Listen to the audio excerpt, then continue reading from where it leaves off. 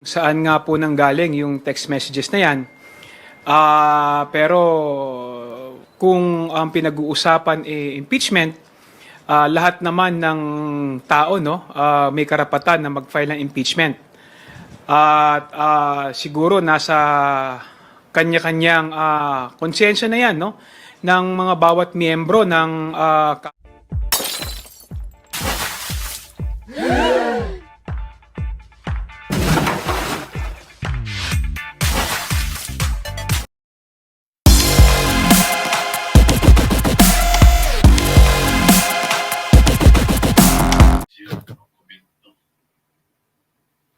Ito yung video sa nandyan sa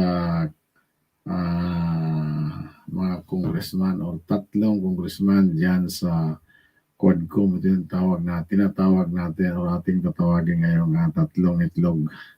Kasi bakit natin tinatawag itong tatlong itlog?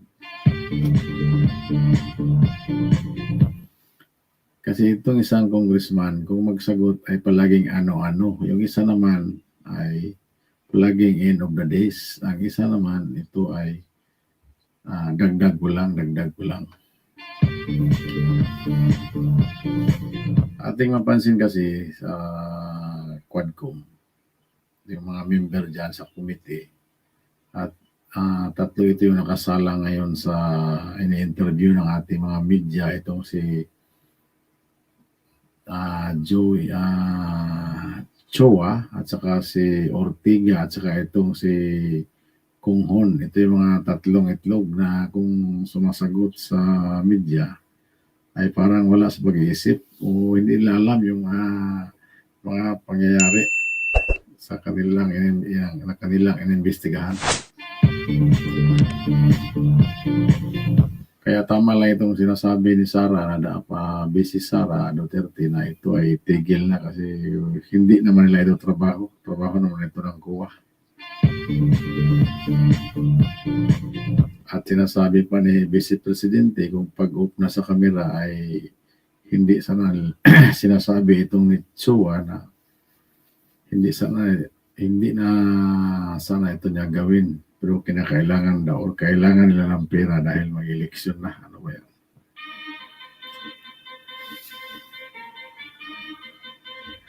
Ito naman si Chua, the end of the days, or ito si Mr. Atilap. Panoorin nito si Chua pag nagsalita, ay paraging tumitilap at saka mayroon siyang at the end of the days.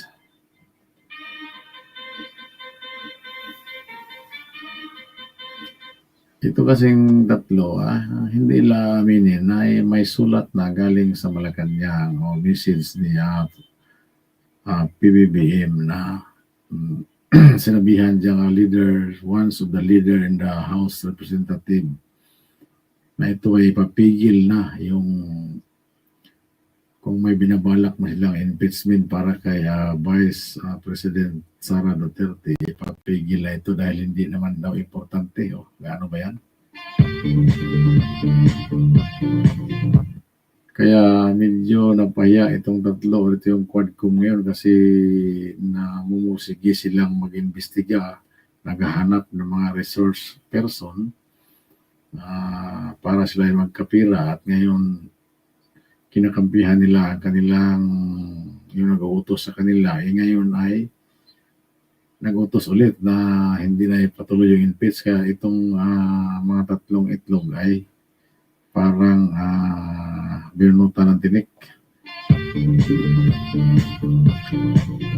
Kaya pakinggan natin yung mga tanong dito sa mga media kung paano sasagutin itong tatlo na kung sumasagot ay parang wala sa pag-iisip, hindi alam kung ano yung sinasagot, hindi nagbabasa ng o hindi nakikinig ng mga update ng news ngayon. Ito ay nakikinig pero iba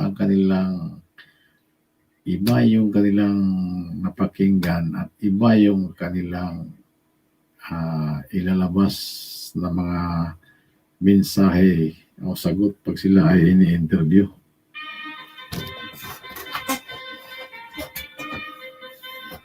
Grabe ito mga ka-people. Grabe nga na. Kaya pakinggan natin itong tatlo kung ano ang gagawin nila ngayon. Ito yung una nakasalang dyan. Itong si Ortega.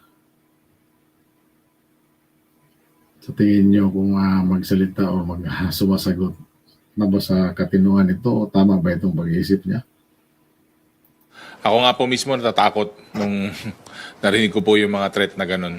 So, dagdag ko lang po. Salamat. Yung sinabi daw ni Sarah ay threat daw yun. Paano yun na threat, Mr. Ortega? Ano ka ba? Paano yun na threat? Napakinggan mo ba yung sinasabi ni Bibi Sara? Threat ba yun, pare? Paano yun sabihin na threat? Pakinggan mo ulit yung video kung ano yung sinasabi. Well, ayaw nating ayaw nating maging rason, no, or maging hadlang ang komite, gawing rason ang hearing ng Blue Ribbon Committee para hindi harapin ni Vice President Sara, lalong-lalo na yung sabina sa kanya ng NBI. Dahil napakalaking usapin ito, lalong-lalo na patungkol sa national security ng ating bansa. Dahil nakita naman natin na talagang pinagbantaan niya ang buhay ng ating presidente, ang ating buhay ng ating speaker, ang buhay ng ating first lady. At lalong-lalo na may mga kaso pa siya na kailangan niyang harapin, no? So, talagang tama din yung naging desisyon, no, ni Chairman Joel na ipagpaliban yung hearing bukas and harapin ni VP Sara yung mga reklamo at saka yung mga issue sa kanya, no, at mga kaso na kailangan niyang harapin sa NBI. Ano no, hoy kungon. Ano sinasabi mo na malaking usapin ito, malaking issue sa NBI? Kaya ninyo sinasuspindi yung hearing ninyo dyan kasi ang sinasabi mo, ipinalabas mo na maging dahilan pa kayo na hindi makatin si Sara Duterte doon. Hindi mo napakinggan yung ini-interview doon ng taga-NBI? Unang pakinggan mo pero hindi mo lang sabihin. Hindi mo napakinggan yung sinasabi ng isang staff ng NBI. Sinabi na 29 ang hearing, pwede namang magpadala ng tao si Sara Duterte doon. Hindi mo ba napakinggan yun, senyor? Ano-ano kayo, kungon ka talaga. Ang problema sa atin, palagi yung tinatakpan yung kung sino ang tinatakpan nyo dyan. Gusto kasi yung pairalin nyo, para kayong tatlo dyan na kayo ang tama. Kayo ang pinakamatama, pinakamagaling. Baka pagbaliktad ng panahon, tatlong itlog. Kung ang pundo nyo ay napangalagaan yung mabuti, baka kayo na naman ang imbestigahan. Pinamaka-problema naman tayo dyan.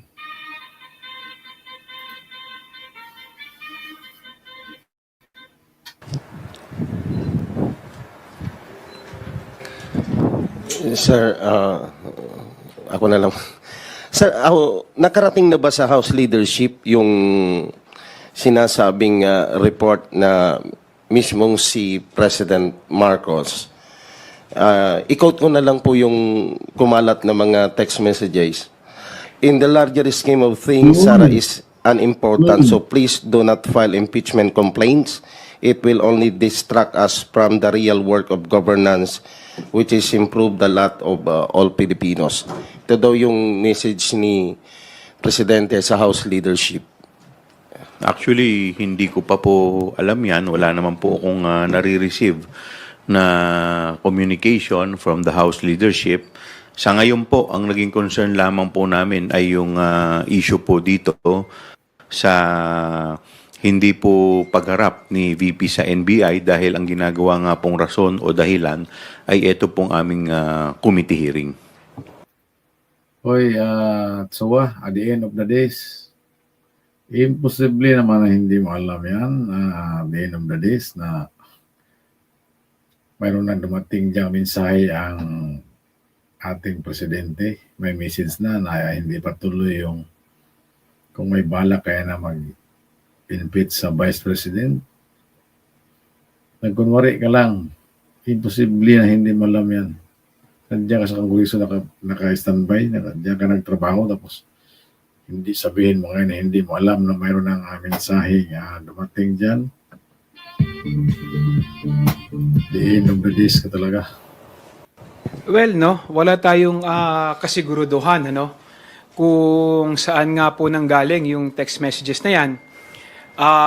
Pero kung ang pinag-uusapan impeachment, lahat naman ng tao, no, may karapatan na mag-file ng impeachment. At siguro nasa kanya-kanyang konsensya na yan, no, ng mga bawat miyembro ng Kamara, kung susuporta sila sa impeachment na may magpa-file, dahil siyempre hindi naman natin po pwede ring pigilan, no, ang mga miyembro ng Kongreso pag mayroong gustong miyembro na sumuporta sa isang impeachment complaint. Pero kami kasi sa administrasyon, hindi pa nga namin pinag-uusapan, no, patungkol sa impeachment dahil Hindi nga ninyo pinag-usapan tungkol yan sa impeachment, pero yun ang plano ninyo. Kaya kayo nag-imbestiga dyan na hindi naman yung trabaho yan na magbusisi dyan sa confidential fund. Hindi naman kayo pwedeng, hindi man trabaho nyo mag-audit. Mayroon mang kuha dyan, kungon, mayroong kuha. Bakit nyo in-overpower yung kuha? Trabaho ng kuha yan. Kaya nga kayo maggawa lang kayo ng batas. Yung pag-audit ay trabaho ng kuha. Kung may kaso yan, i-file yan doon sa korte para harapin kung sino man ang akusado o sino naglustay dyan, kung para makita yung katotohanan o lumabas o lalabas ang katotohanan. Sa inyo lang kasi dyan, magpapapil kayo Yun ang problema sa atin. Tapos ngayon sabihin pa ninyo na hindi nyo alam kung kahit kung saan galing yung mga text messages dyan, kung sino-sino, kung saan galing na hindi patuloy yung impeachment. Maliwanag na nga sinasabi na galing kay Presidente Bongbong Marcos at imposible yan dyan kayo sa Kongreso, hindi nyo alam yan. Nagkunwari lang kayo Parang kasing kayo, yung niluluto ninyo ngayon na sinasaing ninyo sana ay nahihilaw ulit kasi bumaliktad yung nag-utos ninyo. abalang-abala nga kami, no? Lalong-lalo na dito sa aming mga gawain sa Kongreso, talagang gusto natin malaman kung ano yung katotohanan, gusto nating malaman kung ano ba talaga yung mga nangyari patungkol syempre sa confidential fund, no, ng Office of the Vice President at saka sa confidential fund, no, ng Department of Education. At nakikita rin natin na abala din kasi yung ating mga enforcement agencies, katulad ng DOJ, NBI, no, mga kapulisan, sa pag-iimbestiga kung may nilabag bang batas, no, ang ating Vice Presidente, lalong-lalo na sa technical malversation, kung may nilabag ba siyang plunder, kung may nilabag ba siya sa... Alam naman ninyo yan lahat kung saan ginagamit yan, kung ano ang resulta. Alam naman ninyo yan, pero kasi pag nagtanong kasi kayo, yung sagot na dapat na gusto ninyong isagot na inyong tinatanong ay hindi kasi tumukma doon sa hinahawakan ninyong sagot. Kaya ayaw ninyong ganyan. Kaya yung iba nga ini-impeach ninyo, kinukontempt ninyo kasi yung sagot dapat na gusto nyo ay hindi sinasagot. Kaya nga doon nagka-problema kahit alam nyo kung ano na ang mga pangyayari dyan, kung ano ang resulta. Alam na nyo yan. Anong tingin nyo sa mga taong bayan? Bobo? Anti-Terrorism Act, no? So, tingin namin yun ang mas importante na kailangang bigyan ng importansya yung mga reklamo na yon sa ating Vice Presidente. Ngayon po ang panahon na pinakamadami pong ganyan, yung mga balibalita sa mga maririnig natin na kung ano-anong sinabi ng ganito, sinabi, balita ni ganito. But as you can see in the House of Representatives, hindi naman po kami nalihis. Hindi rin po kami natamaan ng mga iba't ibang diversionary tactics. Kahit na marami pong balita sa labas, marami pong noise coming from the outside, the House of Representatives has been very consistent that we were focused on issues of legislative inquiry, issues po dito sa mga hearings natin. And we will continue to do that, no? Siguro po kailangan ma-verify din po yung mga kumakalat na information na yon. But as far as the House is concerned, as far as kasama po namin si Chairman Joel, nakafocus po kami dun sa mga iba't ibang hearings, hindi lang po sa Blue Ribbon, but also the Quadcom. So, yun lang po. Salamat. Thank you. Next question from Sandro Chona from Billionarian, then followed by Marian Enriquez from TV5. Sir, kailan po, ano pong mangyayari kay Zulaika Lopez? Kasi mapapaso po yung contempt orders sa kanya on Saturday. Well, actually, humihingi pa kami ng update sa SAA, sa Sergeant at Arms, para ma-verify po yung talagang health condition ni Attorney Lopez. Once na nakatanggap na po kami, that's the time na pag-uusapan po namin at pagdidesisyonan po ng mga komite kung ano po ang aming gagawin. So sir, pwede siyang ma-release na on Saturday or tuloy-tuloy lang po siya doon sa VMMC? Well, sa ngayon, hindi pa namin napag-uusapan yan. Ang natakil pa lang po kanina is yung issue pa. Ang problema kasi nitong si Atsua, kung sumasagot, ay para alanganin palagi. Parang hindi ito sirma ng kanilang committee. Palagi sinasagot na hindi pa namin ang pag-usapan, na kailangan pa namin tanungin. Parang hindi seryoso itong sumasagot si Tsua o sinasadya talaga niya ito na hindi talaga alam o wala talagang alam ito. Kaya nga palagi itong binibira ni BP Sara kasi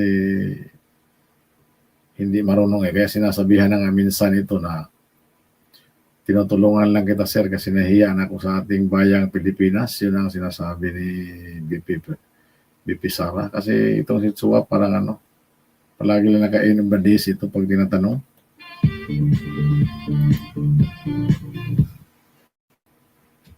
Para po bukas. So siguro pag once na nakatanggap na po kami ng report from the Sergeant at Arms, that's the time para tayo po ay i-report din natin to sa mga kasama rin po natin sa committee.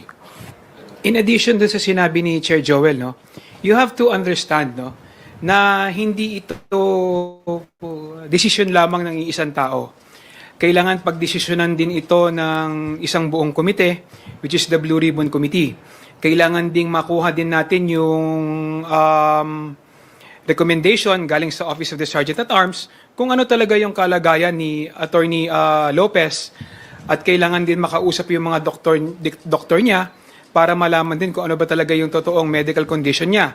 So it is just right, no, na naging cautious din si Chairman Joel Chua dahil gusto rin ng komite na masiguro na nasa maayos at magandang kalagayan si Attorney Lopez bago siguro siya uling humarap sa komite ng Blue Ribbon. Thank you, Sandro. Marian? Natanong na ba? Sir, sorry, natanong na ba kung kailan po i-schedule itong ating good government hearing? Sa ngayon wala pa. Chine-check pa namin yung schedule. Kasi sa totoo lang ngayon ang nakapokus din po ako dahil nagkaroon ng isang malaking sunog sa distrito ko kagabi. Kaya medyo yun muna ang pinagtuunan ko ng pansin ngayon. Kaya until nakatanggap nga po ako ng mga tawag sa mga kasama ko because eto nga po yung naging concern nila. So yun po muna yung aking pinag-focusan. In the meantime, ayusin ko po muna yung mga naging biktima po ng sunog sa distrito ko. Ang layo ang sagot mo, sir. ang tinatanong dyan sa hearing, tapos ang sinasagot mo doon sa sunog. Eh kung talagang inaayos mo, ayusin mo yung sunog doon sa distrito mo, doon ka na lang muna, bakit ka pupunta pa dyan?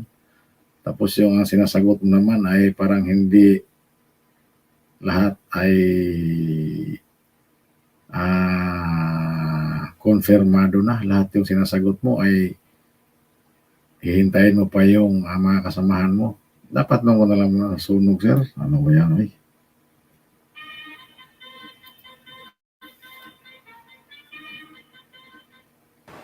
Sir, I understand that you said po na hindi pa napag-uusapan yung tungkol sa impeachment, pero meron pong statement si VP Sara Duterte recently, and sinabi po niya, if you would like to comment on this, sabi po niya, if I get impeached, that's my end. Gumastos at magwaldas ng pera ng gobyerno para impeach ang Vice President, para pagtakpan ang kakulangan at pagsisunungaling ng ating administrasyon, pagtakpan na yung mga pangako ay napako at babanatan nila ako. They can try and then let's see. Well, it's another diversionary tactics ng ating Vice Presidente, no? Para iiwas na naman ang usapin tungkol dun sa nangyari, no, sa pondo ng Office of the Vice President at saka sa confidential fund ng Department of Education. Ang pakiusap ko lang, sana mag-concentrate tayo doon sa kung ano ba talaga yung tunay na usapin. Ang tunay na usapin dito is may nawawalang pera ng ating gobyerno, hindi naging tama yung paggastos, nagkaroon ng kapabayaan sa pag-handle, no, ng confidential fund ng Office of the Vice President at saka ng Department of Education, at kailangan may managot dito. Doon tayo mag-concentrate kasi alam naman natin na itong mga ibang issue na ito na kanilang sinasabi at kanilang inilalabas is diversionary tactics lang ito sa pag-iwas sa responsibilidad ng ating Vice Presidente. Napakasimple lang naman ito. We want transparency, we want accountability, at kung sino may kasalanan, siya ang dapat managot. Unang-una yung Di ba, Mr. Kugon, nung pumunta dyan si VP Sara Duterte, lahat ng inyong katanungan ay sinagot niya, sinagot ng kanilang mga staff. Ang problema kasi yung sagot nila ay hindi tukma doon sa answer na hinahawakan ninyo. Gusto kasi ninyong mangyari na ang isagot ng inyong, ang dapat isagot ng inyong tinatanong ay yung nandyan sa hinahawakan ninyo na sagot. Kasi pag hindi tumukma doon, kung hindi nyo i-contempt, sinasabi nyo na hindi ito nagtatrabaho ng maayos o yung pira ay nilustay. Gusto kasi niyo, kayo kasi ay tama na. Lahat kayo ay tama. Daig pa niyo ay ang presidente. Ngayon nga, anong presidente na nagpalabas na ng isang message na hindi na ipatuloy kung may bala kayo sa impeachment kay VP Sara, ay parang natunaw ang mundo niyo, mga tatlong itlog kayo dyan. Medyo nawala na kayong ganang mag-imbestiga kasi ang purpose ninyo ay natanggal na. Yun ang plano kasi ninyo ay bistado. Bistado kayo, kaya ngayon parang nanglamig na kayo sa mga investigasyon. At nung last na hearing nyo dyan sa Quadcomay, nabisto nga kayo ni Marcolita, ni Congressman Marcolita, na trabaho ng kuha yon, hindi nyo trabaho ang mag-audit. Napakasimple naman yan. Hindi nyo ba maintindihan yan at kayo ay pasikot-sikot pa kung saan nyo dalhin yung mga katanungan. Tapos ang tanong ni Marcolita tungkol sa batas ay pinasagot nyo ni Tigre, ni Paduano. Palaging magtatanong, palaging galit. Saan ka ba magkakita na magtatanong na palaging galit? Talo pa yung korte.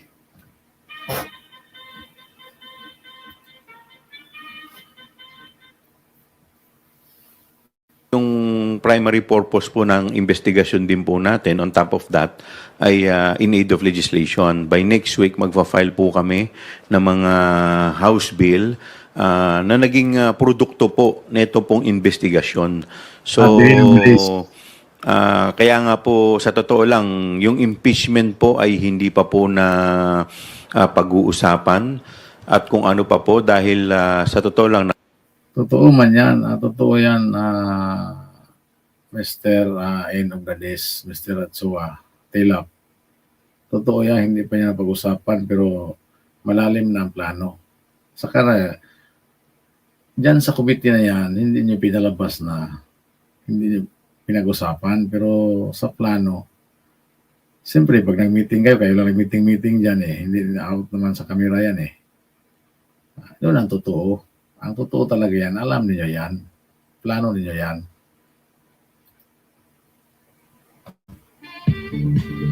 nakapokus pa po kami dito po sa mga iba po pong usapin.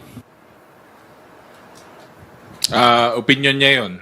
At kami naman po dito, yung katotohanan at pagtuloy po ng hearings ang aming tinitignan dahil yun po ay utang namin sa taong bayan. So we will stick with that and we will still continue po kung anong trabaho na ginagawa namin dito sa House of Representatives. Sir, she also made another statement po regarding naman po doon sa planong pag-file ng violation nga po on anti-terrorism law. Ang sabi po niya, sinusubukan daw po nila to reach yung aking properties, yung assets niya, yung violation nga raw po nito, ay ginawa nila kay Kong Arnie Teves. They are doing the Arnie Teves playbook. Your comments. Well, again, no? This is Again, no? another... No. I mean, a statement of the Vice President na No. sana pag-isipan niya mabuti, no? Dahil iniisip niya, there is a grand scheme na pinagtutulungan siya. Pero actually, ito yung resulta ng kanyang mga pinagagagawa, no, at pinagsasabi. Although sa nakikita ko, no, ito personal na opinion ko, nakita naman natin yung yung batas na ipinasa nila sa terrorism, no? At talagang nakita naman natin na meron siyang violate doon. Pero kailangan nating hayaan, no, na ang Department of Justice, ang NBI at ang ating mga law enforcement unit na mag-imbestiga kung talagang may nilabag ang ating Vice Presidente. At kung nakita nila na may inilabag, nararapat lamang na filean talaga siya ng kaso. Yan naman pala sabihin mag-imbestiga rin yung NBI at saka pulis. Bakit naman kayo nag-imbestiga dyan? Ano bang dahilan kung bakit kayo nag-imbestiga dyan? Ano bang rason kung bakit kayo nag-imbestiga na mayroon naman pala? Kakasabi mo lang na dapat sila mag-imbestiga. Bakit kayo nag-imbestiga dyan? Ano ba talaga ang pakay nyo? Tapos sabihin nyo ngayon na hindi nyo alam na hindi pinag-usapan yung impeachment ni Sara. Hindi nga pinag-usapan, pero mayroon kayong plano. Anong tingin nyo sa taong bayan? Napakasimpleng usapin niya, kahit elementarya alam yan. Anong klase ba? Ano yun? So, kasi may nilabag siyang batas, kailangan siyang pananagutin. Dagdagan ko lang si Kong J.